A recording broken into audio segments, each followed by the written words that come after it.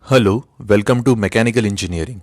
Today in this video we are going to discuss some technical questions which are generally asked during the interview. So the very first question, what is the importance of tolerance in engineering? So tolerance is nothing but permissible variations in the physical dimensions. So you cannot design any product without tolerance. It increases the chances of rejection rate and overall product cost. You utilize tolerance in a part dimension to reduce the cost and facilitate manufacturer. Next question, what do you mean by quarter joint? So here you can see the image of quarter joint. It is basically used to connect two different rods. So it is one of the type of a joint that are used to connect two rods which are under compressive or tensile stress. This joint is made of steel or iron. Quarter joint is used for connecting a piston rod to the crosshead of reciprocating steam engine. Next question. What is the alloy of tin and lead? So solder is an alloy of tin and lead. It is primarily used to make electrical joints. So here you can see the solder, and this is the solder gun which is basically used for making the joints. So solder is an alloy of tin and lead. It is primarily used to make electrical joints. Next question. Explain the Otto cycle in brief. So here you can see the Otto cycle, the TS and the PV diagram. So first is TS diagram and second one is PV diagram. So we will see the PV diagram. So 1 to 2, that is compression, 2 to 3 heat addition at constant volume, 3 to 4 expansion, 4 to 1 heat rejection at constant volume. So 1 to 4 and 2 to 3, these are nothing but two constant volume processes, whereas 1 to 2 2 to 3 and 4 to 1, these are constant volume processes, whereas 1 to 2 and 3 to 4, these are nothing but isentropic processes or the constant entropy process. So Otto cycle describes the functioning of a typical spark ignition 4-stroke engine. So your petrol engine works on a Otto cycle. Otto cycle is a description of what happens to a gas as it is subjected to a change of volume, temperature, addition or removal of heat. Next question, what do you mean by annealing? So annealing is a type of heat treatment. Annealing is the process of heating any material above the recrystallization temperature and cooling after some time. This process increases the hardness and strength of the material. The result you will get is a reduction of dislocation in the crystal structure of metal being annealed. Next question, explain enthalpy. So it is a heat content of thermodynamic system. Next question, define uniformly distributed load. So here you can see a schematic of uniformly distributed load. So a beam is there which is subjected to uniformly distributed load. So a uniformly distributed load is a load which is spread over a region of the beam. Here the magnitude of load remains similar throughout the element. Next question, explain different types of fit. So basically there are three types of fit: clearance fit, interference fit and transition fit. Here you can see the images of three different fit. The first image is for clearance, second one is for interference and third one is for transition. So clearance fit, this fit is identified by the occurrence of clearance between the two similar part. So here in first image you can see the clearance in between hole and the shaft. That is nothing but clearance fit. Then interference fit. In this fit, the size of the mating part is predefined to occur interference between this part. Here the hole tolerance zone is completely below the shaft tolerance zone. So here you can see the hole tolerance zone is completely below the shaft tolerance zone. Then transition fit. It is a compromisation between the clearance and interference fit. In this case of fit, the tolerance zone of the shaft and hole overlap. So here you can see the tolerance zone of shaft and hole that is overlapping with each other. That is known as transition fit. Next question, explain important rule that must be kept in mind while designing the casting. So here you can see the casting process. So the metal is melted and then it is poured inside the cavity, and then that cavity is allowed to solidify, and then the part is taken out. This complete process is known as casting, or the part which you are getting, that is also known as casting. So while designing the casting, some things should be kept in mind. That is, keep section thickness uniform as much as possible. Then sudden change in the thickness should be avoided. Design casting by keeping simplicity. Avoid large flat surfaces. Use a curve shape to improve the stress handling of the cast. Next question, what is universal coupling? So here you can see an image of universal coupling. So universal coupling is used to connect two shafts whose axes are inclined to each other. It consists of a pair of hinges connected by the cross shaft. Next question, why would you see pneumatics? Okay, so there are three types of drive: hydraulic drive, pneumatic drive, and electric drive. So the question is, why would you see the pneumatics? So pneumatic system are significantly cheaper than the other stream, that is hydraulic system. It can move faster and do not leak oil if they develop a leak. So that is a benefit of pneumatics over hydraulic. Next question, explain knurling. So knurling is nothing but the operation that you can carry out over the lathe machine, and at the end of knurling you would get a pattern, a diamond shaped pattern, and it is basically produced over the object to handle it in better way. So this is nothing but a knurled object, we can say, and this is the knurling tool which you have to fix over the lathe machine. So it is a manufacturing process conducted over the lathe machine to create a pattern on a bar that can be used as a handle. Next question, what is the importance of thermostat in the cooling system of the engine? So here you can see the entire cooling system of the engine, and the thermostat is placed here, okay, and this is nothing but the thermostat, okay. So this is an image of thermostat. So thermostat makes sure to keep the engine cool at optimum level. It prevents decreasing the overall efficiency of the engine. Next question, what do you understand by engineering drawing? So this is an example of engineering drawing, okay. So it is the technical document used to transfer the technical details and define the requirement. So basically the engineering drawing is made by design department, and then it is handed over to manufacturing department, where the worker or the supervisor will manufacture the product according to your design. So it is a technical document which is used to transfer the technical details from one department to another, and it also defines the requirements. So it consists of bill of material also. Next question, define the least count. So it is the smallest value that can be measured by the measuring instrument. Suppose you have a scale, so the least count of a scale is 1 mm, because you can measure a distance up to 1 mm only by your scale. You cannot measure a distance less than 1 mm by using the scale. So that is nothing but a least count for the scale which you are using. The least count for the vernier caliper is 0.1 mm, okay. Then what is GD&T? GD&T is a sort of abbreviation of geometric dimensions and tolerance. It is a system which defines the engineering tolerance. Explain bearing. So here you can see the number of bearings, like needle bearing is there, angular contact ball bearing is there, thrust bearing, bearing block, tapered bearing, self-aligning ball bearing, then the roller bearing, cylindrical bearing. So these are nothing but different types of bearing which is basically used to support the shaft.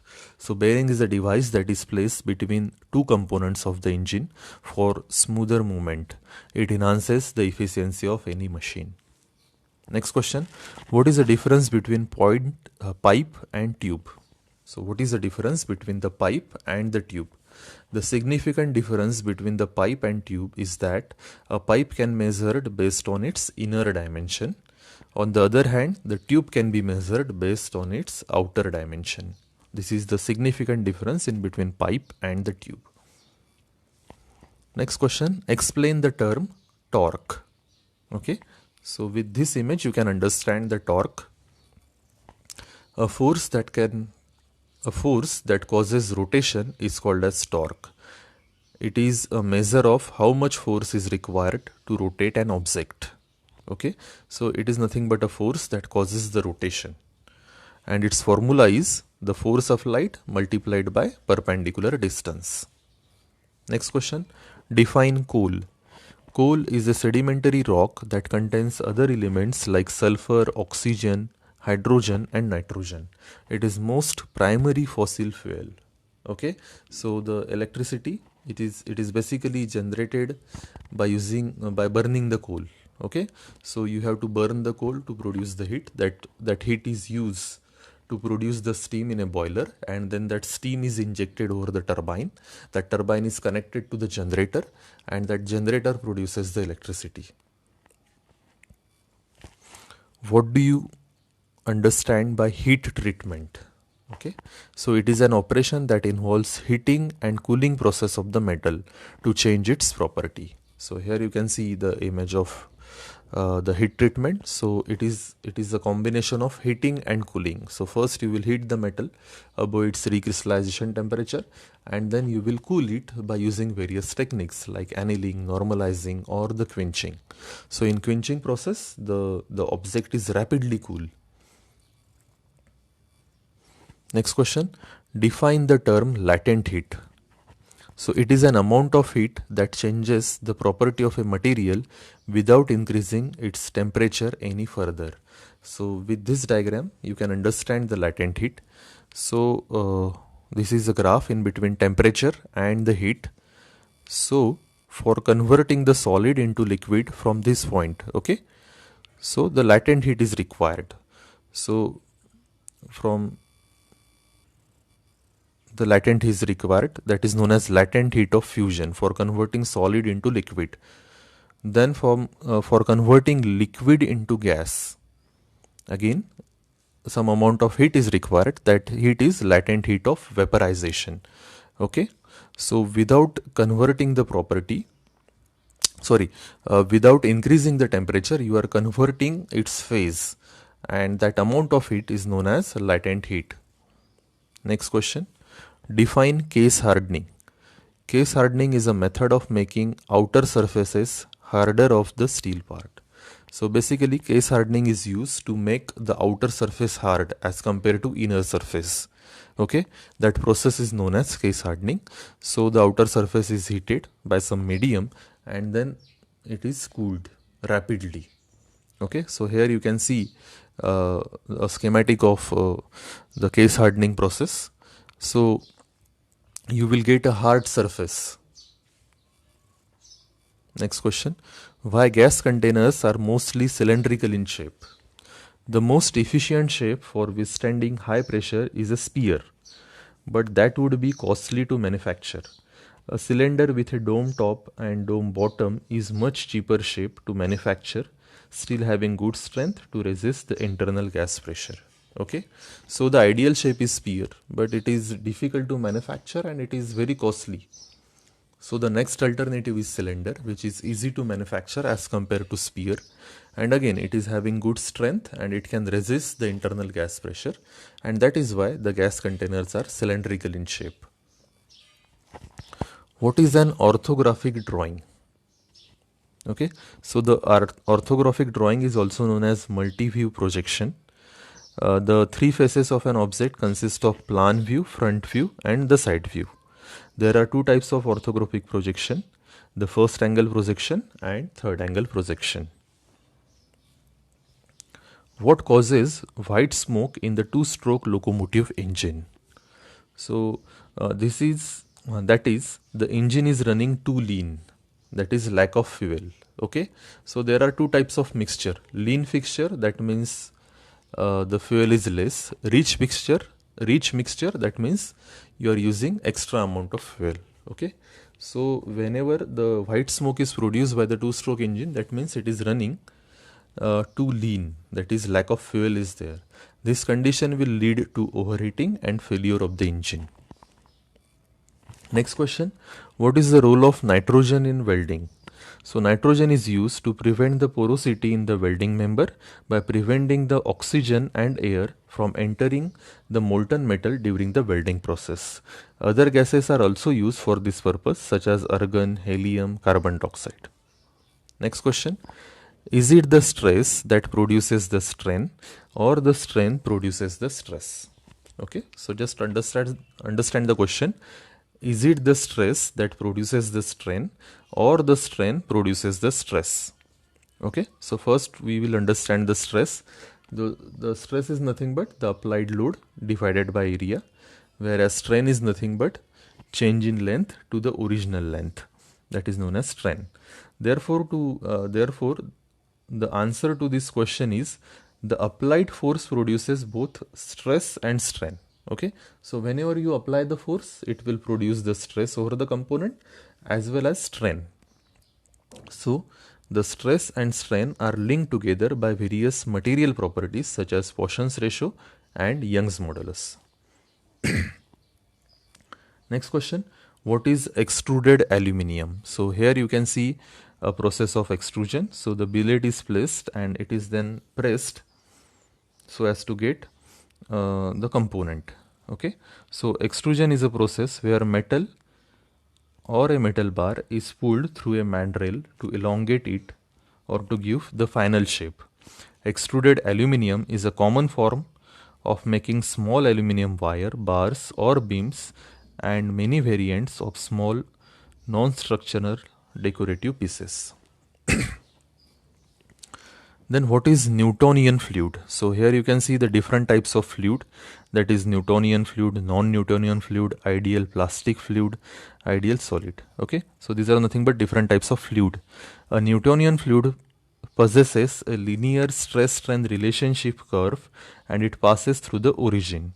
The fluid properties of a Newtonian fluid do not change when any force acts upon it.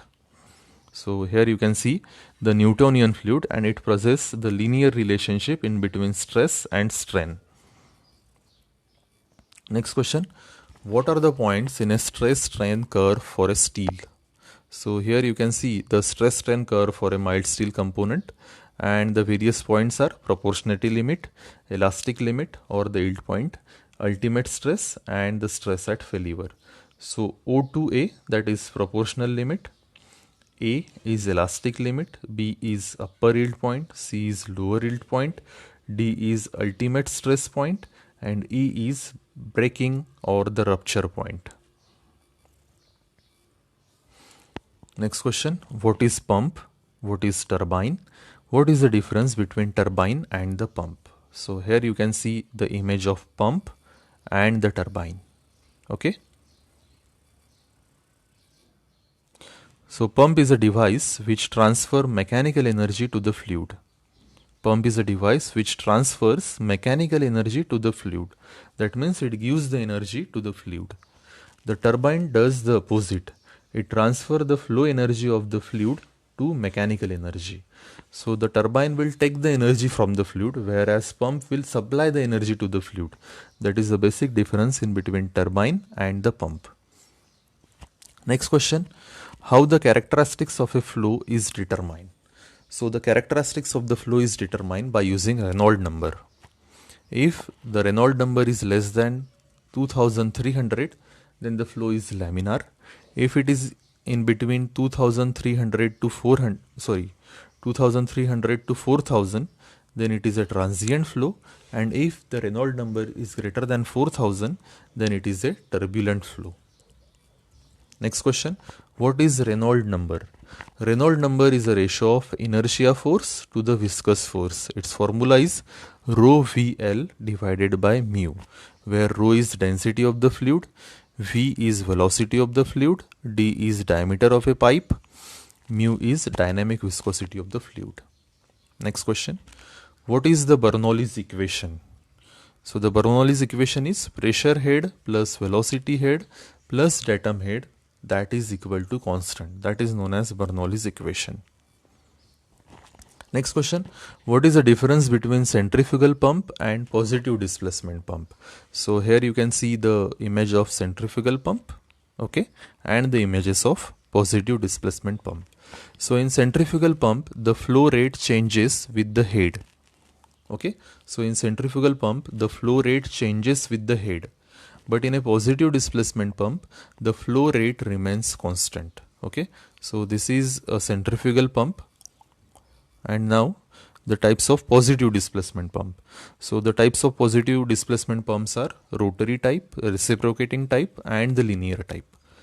The types of rotary type, the types of rotary type of positive displacement pumps are gear pump, screw pump, and rotary vane pump. The types of reciprocating type of displacement pump are plunger, piston, diaphragm, centrifugal piston. Whereas the types of linear type of positive displacement pumps are rope pump and the chain pump. So the basic difference is, in centrifugal pump, the flow rate changes with the head, whereas in positive displacement pump, the flow rate remains the constant. What is the cavitation in centrifugal pump? Why priming is done in centrifugal pump? Okay, so what is cavitation? So if the suction side develops a pressure less than the vapor pressure of the water, if the suction side develop a pressure less than vapor pressure of a water, then water will start to boil and creates water bubble, and it will spoil the impeller material. It is called as cavitation. So here you can see the impeller of the pump, and the bubbles are created and it will spoil the material of the impeller. So here you can see the damaged impeller due to the cavitation. So the cavitation occurs when the suction side develops a pressure less than the vapor pressure of a water. Next question, what is the difference between heat engine and heat pump? So here you can see the heat engine and heat pump. So we are getting work from the heat engine, whereas we have to supply the work to the heat pump. That is the basic difference. Okay, so heat engine produces the work and transfer energy from high temperature to a low temperature source medium. In heat pump, external work is needed to transfer the energy from low to high temperature medium. So that is the difference. Next question, what is the difference between impulse turbine and reaction turbine?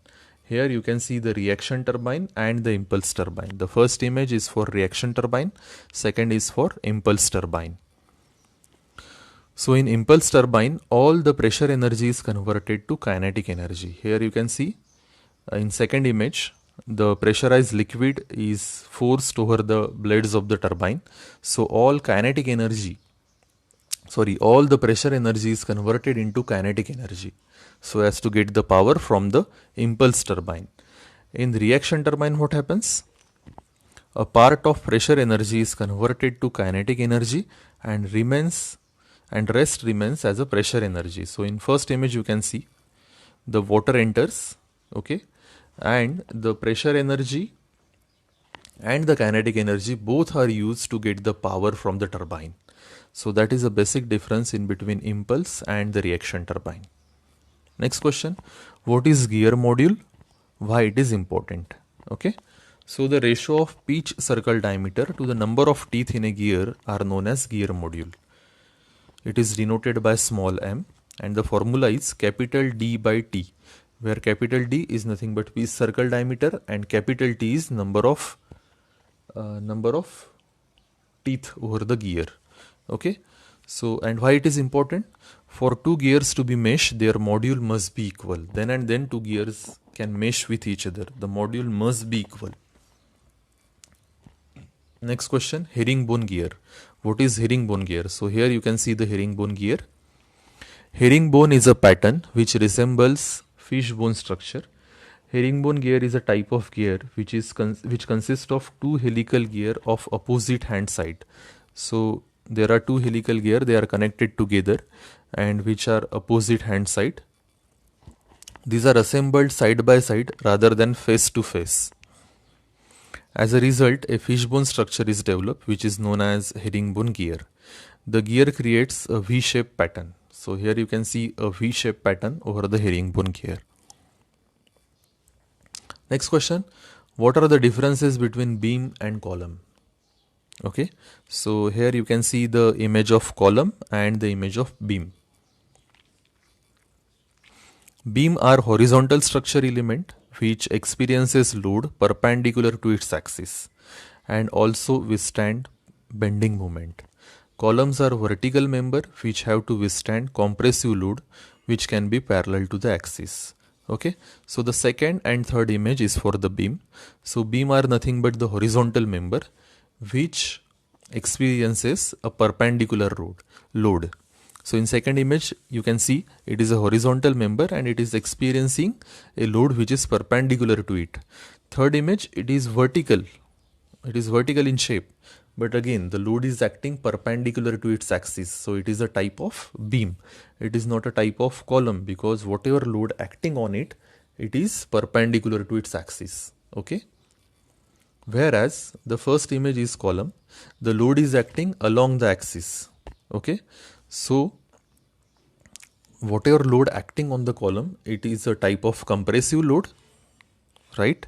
Whereas the load acting over the beam, it produces the bending stress in that beam because we are acting the load which is perpendicular to its axis. Okay. Next question, what is Poisson's ratio? It is a ratio of lateral strain to the linear strain. So here you can see the Poisson's ratio. So it is a ratio of lateral strain to the linear strain. So linear strain, that is nothing but change in length to the original length, and lateral strain, that is change in diameter to the original diameter. So the ratio of lateral strain to the linear strain is known as Poisson's ratio, and it is generally 0.3. Next question, what is the difference between turbocharger and supercharger? And the answer is turbocharger and supercharger both have the same function. These devices are blower which supply extra air to the engine. As a result, engine gets useful amount of oxygen to produce a proper ignition. The main difference between these devices is that turbocharger uses exhaust heat from the exhaust gases as a power source, but the supercharger uses a part of engine power to run. Turbocharger is not directly connected to the engine. It decreases the carbon emission because it has a smoke alternating system. Supercharger on other hand is connected to the engine with the help of a belt. It produces the smoke. So that is a basic difference in between turbocharger and supercharger. Next question, differentiate between scavenging and supercharging or turbocharging.